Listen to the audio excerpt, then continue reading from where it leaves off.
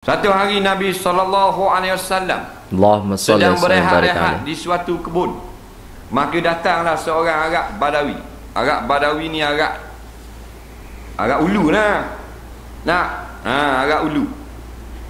Maka dia tanya, ya Muhammad. Ya, saya lah Muhammad.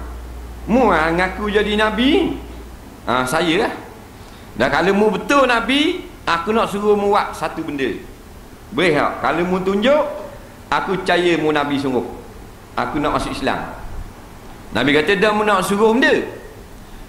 Kata Badawi, mu nampak dah ujung kapung. Pokok khema hak mati dah tu. Kering-kering. Mati dah. Daun-daun kering habis dah. Nampak ah? Dah gua ni cerita. Kata Badawi ni mu suruh dia hidup semula.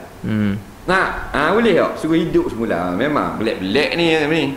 Jenis Badawi, jenis darat ni memang belak. Ya. Memang Badui namanya, Badui kalau di sini. Ada nak suruh. Ada. Belak mainan. Nabi kata gini, aku ni Rasulullah. Mu ni agak ulu je. Mu suruh.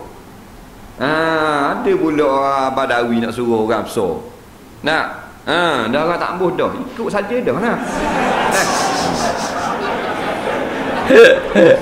Ada je.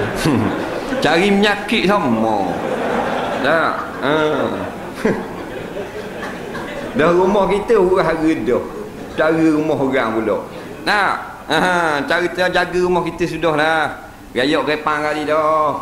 Nak nyembang luang kau. Duk sibuk paper orang. Motor kita betul dah motor besar. Tapi luang nak cecah air dah tu. Faham? Duk sibuk duk kabur paper orang sauh dak akak.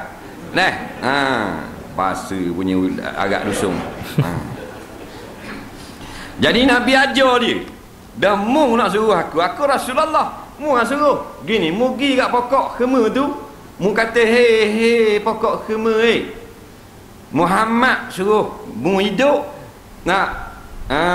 Dia sampai salang ke mu. Nabi pesan gitu.